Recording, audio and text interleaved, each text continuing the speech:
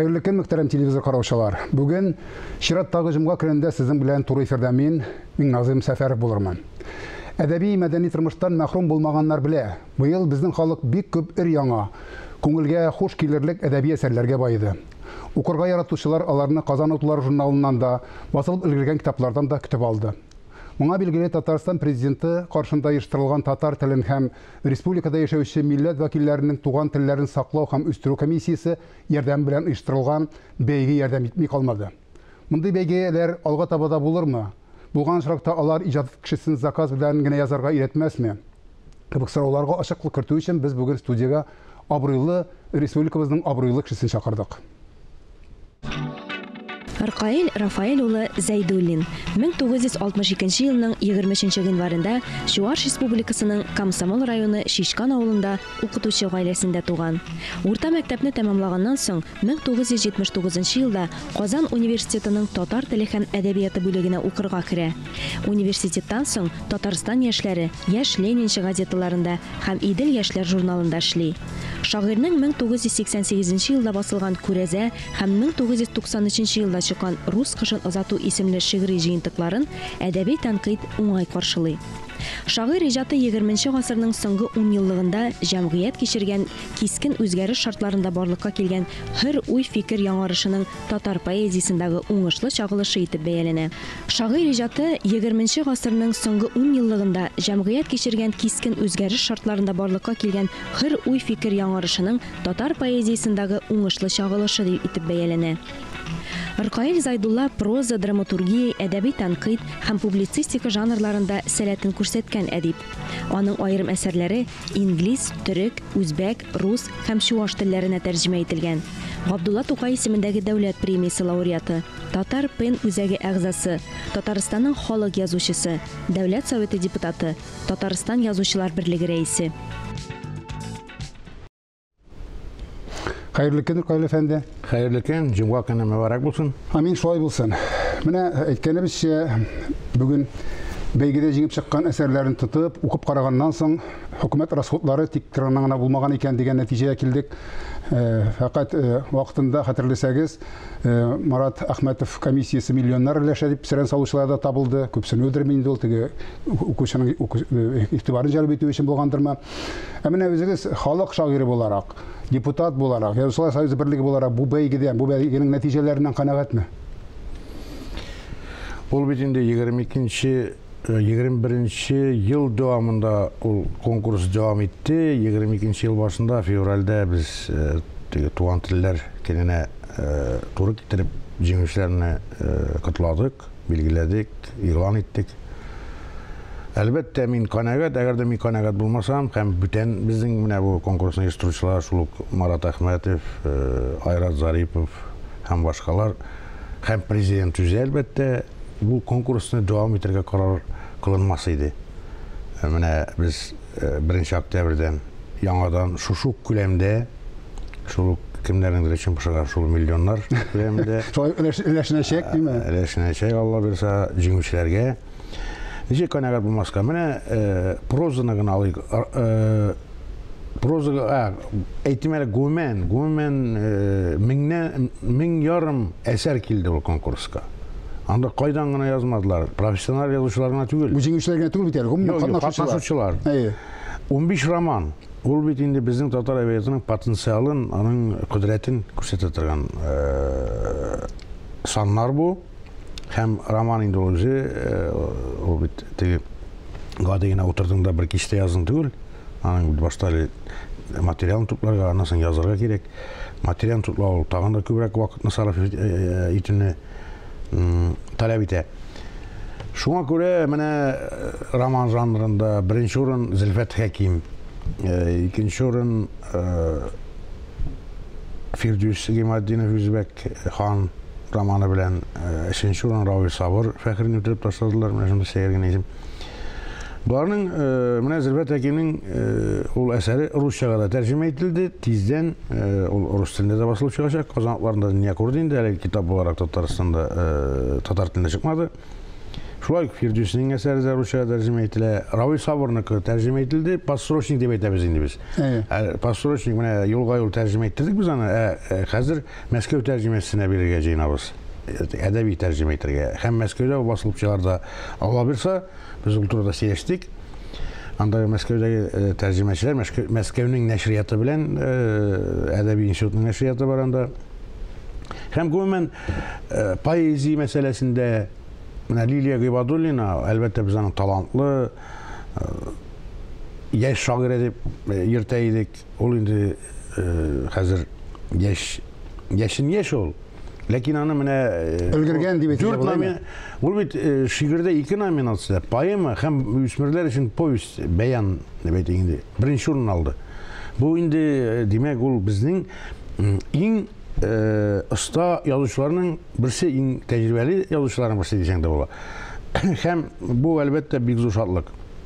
Anda başka tanılgan yazıcılarda jingişler buldu. Şuluk Marat Kabirov, Habir İbrahim. Hem başkalar sanı gitsen. Çünkü bu bir konkurs. Mene ütkeni anda dramaturgiyadan kala bütün janrlarda kılaşlandı.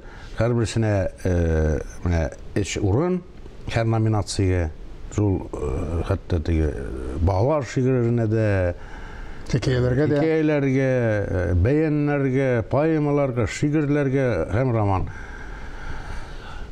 Elbette bu konkursta biz köpmeder özgeriş kirittik. Çünkü mesela bir kişi bir nominasyada birinci psevdonim bilen jibereyken eser tügel, eser jibergen mümkün. Bir yine psevdonim bilen katnaşırlar deyiş. Şiir nominasyasına jibereyken o şiirler bir şiirini bir psevdonim, ikinci şiirini ikinci psevdonim bilen tügel, bir psevdonim bilen jibergen deyiş.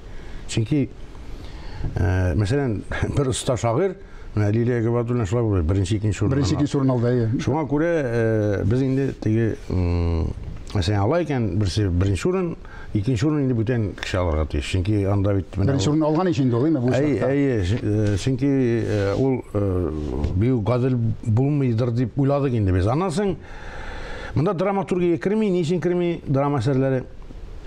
Tiyatr özü Tatar, Yana Tatar piyesi degan konkurs ötkere. Mene hazırgine 1 oktyabr alar kabul etini tamamladılar.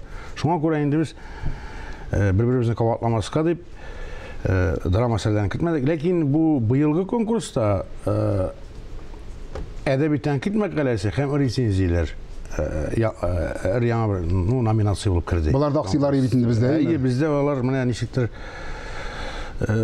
küzüğünden çevirek kalgan idi. Hem edebi prosesini küzü allarga tilesen, edebiyatın üsüşünü təmin etirge tilesen, elbette tenkit, edebi makaleler, resenziyalar, çıkan kitaplarga o indi bir gerekli şeydir. Tokay etmişli. İskegine çirik. Bizning Tatar edebiyatının en çeşev atkan, en kütürilgen vakitlarında nini tenkitçiler bulmagan, Gımar Galilarına iske çirikmek, Abdurrahman Sağdilerini, şul Galipcan İbrahim'ler yazıcı okunatı tenkitçi olarak da bir küp eserler yazgan. Tokay yüzü tenkit makaleleri bir küp yazgan. Tenkit gerekli şeydir. Hanın sözü bildiğin. Rus edebiyatını alsan da şulay, bütün halkların edebiyatlarını alsan da bu bir mühim. Elbette bu takdimini bizning jüri agzası Danya Zahidolyana kirittiğinde bu takdim etti. Hem inanı dürüst diye olayım. Onlar tağın bir nerse bu. Mene bu jüriga kirgen yazıcılarının bitinde bilmemçe onların eserleri onlar konkursa katnaşamıyorlar beygede.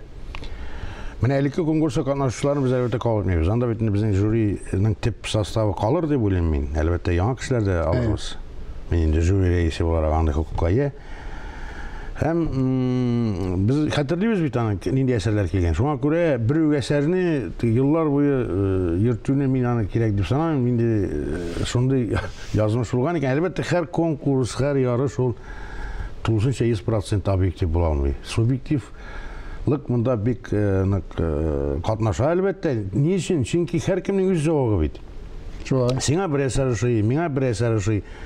Bir mesela edebi yöneliş min aşağına sen aşamazkan mümkün. Mesela kimdir романтизм ярата, кимдир традицион классик стилде жазган, кимдир модернизм, постмодернизм, анда бит дистелеген алымнар кимге нерсе шуй.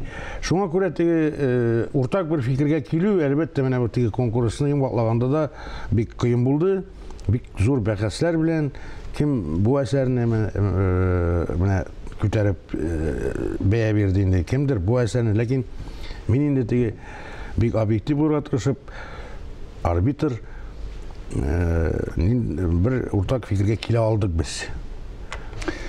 Менә бу бәйге турында сөйләгәндә кайберләр шулай ук шундый фикер бу кем арбасына утырсаң шуның җырын җырлыйсың, кем түләсә шул заказ бирә дигән. Заказ буенча язуга китермәсме? Кешеләр хакимияткә ярарча менә шундый темаларны гына алмаслармы дигән ниндидер шик-шөбһә дә бар. Сез моңа ничек карыйсыз? Заказ белән язу әле ул начар әсәр язу дигән сүз түгел. Әгәр дә зур язучы икән, аңа мәсәлән заказ бирәсең, яз әле зинһар өчен. Алтын Урданың иң чәчәк аткан вакыты мәсәлән 30-нчы еллар, 15-нче гасырның, 14-нче гасырның. Аны бит теләсә кем яза алмый әле беренчедән. Икенчедән заказ бирүче кемгә заказ биргәнен белә. Ул бит әдәбият тарихында бу бик киң таралган булган. Мәсәлән, элек бит инде аның дәүләт тә турыдан-туры ярдәм итмәгән язучыга, анда ниндидер фондларда, ниләрдә булмаган грантларда язучы бит ул шагыйрь, менә бик шагыйрьне ул бит алар бит заказ белән язганнар, менә бер вәзир мәсәлән, менә башта инде безнең шәрик әдәбиятын әйтик. Бигрәк тә поэзия, менә зур дастаннар, поэмалар заказ биргәннәр. Башта мәсәлән Аллаһы Тәгаләгә мәдхия, пәйгамбәребезгә саллаллаһу алейһи ва сәллям һәм хәлифәләргә, аннан соң заказ бирүче кешенең исеме дә кирип калган тарихка. Һәм әлбәттә менә бу әсәрләр бит безнең язык кашын безнең әдәбият тарихында иң язык кашлары булган мәсәлән Мөхәммәд яр әсәрләре. Аның бит инде турыдан-туры менә мәсәлән Сәхиб Гәрәйне, ул вакытның Сәхиб Гәрәйле Кырым ханы булган. Уларның заказ буенча язылган дип без әйтә алабыз, чөнки мәдхия беркемдә әгәр катнашу юк икән әсәрен иҗат итүгә, аларга мәдхия укымаган автор. Һәм башка әсәрләр, Котбый мәсәлән Тәнибәк ханга багышлаган. Димәк, заказ бирүче шул. Әлбәттә икенче төрле бер дә бар. Ул менә без Совет вакытында заказлы әсәрләрне инде ничектер түбәнсетебрәк карыйдык. Монда хаклык бар әлбәттә. Мәсәлән, промышленность романнары, нефтчеләр турында заказ бирәләр.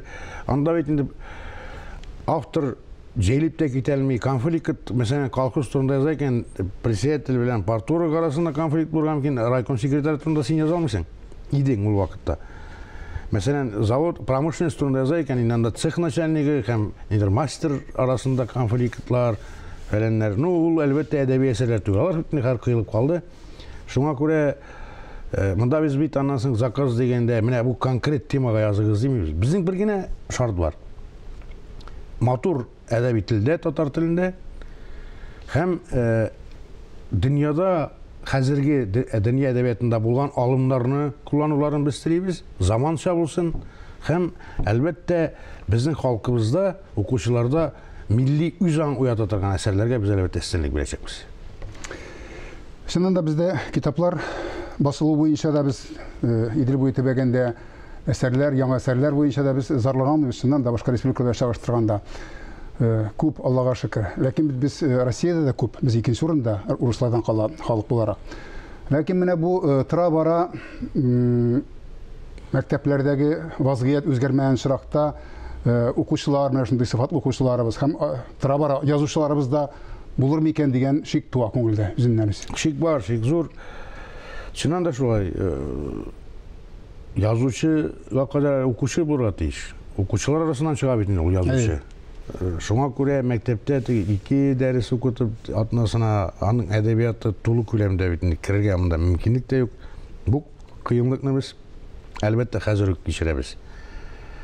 Менә безнең хәзер яшь язучылар дип атаган менә бу әдәбиятта үзләренең урынын тапкан, үзләренең сүзен әйткән менә шул Лилия Габадуллиналар, Рүзәл Мөхәммәтшиннар, Рөстәм Галиуллиннар, алар шактый 10-15 кеше. Алар бит 90-нчы елларда менә шушы милли үзаң уянып, мәктәпләрдә шаулап, гөрләп, татар тел әдәбиятлары укытылган һәм төрле чаралар үткәрелгән рух күтәренкеле вакытында пәйда булган буын. Менә хәзер 20 яшьлектәр кызганычка күрә баралар, кызлар бар, хикәяләр язучылар бар, шигырьләр язучылар, алар шактый да әлбәттә менә илһам конкурсы үтә. Конкурслар бит ул килеп үтеп тора. Бу инде безнең конкурс иң зур, иң класслы һәм иң приз фонды менә шу миллионнар булган. Шуңа күрә без аны тик зур итеп, иң тип конкурс дип атыйбыз. Булай конкурслар бездә иделем акчарлыгы, анасын глаголица, анда да татар әдәбиятына урын бирелә. Төрле әдипләр исемендәге İlham әйттем. Аннан соң журналларның үзләренең конкурслары бар, казанлыклары даими конкурслар үткәреп тора. Безнең язучылар берлегенә менә авыл хуҗалыгы министрлыгы белән үткәрелгән конкурслар бар иде. Шул Марат Әхмәтов вакытында һәр министр алмашынды һәм ул конкурста бетте инде. Ул бит җитәкчеләрдән тора. Шуңа күрә ул әлбәттә безнең бик нык борчый. Ләкин дөнья куласа дип бит Мишәр абзасы. Әйләнәдә бер барса, ул булай гына бармаса әле, Алла бирсә, безнең татар теленә дә аның игътибар безнең җитәкчелек тарафыннан әле дә бар инде. Ләкин бит ФОГОС бар, менә бу федераль дәүләт стандарты. Анысы да үзгәрер дип уйлыйм ки, якын киләчәктә. Шулай өметсез шайтан дибез, әйме? Өметсез шайтан дибез. Аннан соң без күз алламаган әйберләр дә килеп чыгуы мөмкин. Чөнки дөнья бит үзегез әйтмешле, дөнья. Ләкин ничек кенә булмасын, әсәрләр язылып торсын, чөнки кеше барыбер өмет дип әйтә икән, менә шу әсәрләрдән дә өмет алырга тиеш. Без бит язучыларыбызның миссиясе бит инде укучыны уяту, укучыны мәҗбүр итү, язырга мәҗбүр итү, борчылырга мәҗбүр итү. Шуңа күрә шулай дәвам итсен иде. Бәйге генә түгел, ягъмән процесс, иҗат процессы дәвам итсен иде. Тагын бер конкурс турында әйтмәкче булам. Менә шулай ук комиссия ярдәм белән үткәрелә ул татар сүзе конкурсы, әдәби һәм сәнгать итеп уку. Монда да шулай ук бирелгән номинация яза торган кешеләргә, онда шулай ук профессионал ниләр генә катнашырга тиеш түгел, кем тели шул катнашсын. Яшь шулай ук шикләнмәгән, үзенең әсәрен үзе сәнгать итеп укый. Монда да жюри рәисе мин. Шуңа күрә чакырам, индем сезне җибәрегез әсәрләрегезне яздырып, мосын инде яздырып җибәрә кирәк, укып, үзенең сәнгать итеп укып, үз әсәрен һәм әлбәттә аның да призы төшеп калганнардан түгел. Амин, шулай булсын. Дәвамлы булсын. Конкурсларына түгел, гомумән бу процесслар дәвамлы булсын. Рәхмәт, ихлас җавапларыгыз өчен. Озын-озак мәгънәле тормыш кичерергә теләүчеләргә белгечләр күп укырга, фикерләүдән туктамаска киңәш итәләр. Шундыйлардан булсагыз дигән теләктә бүгенгә сезнең белән сау булышам, исәнлектә күрешик.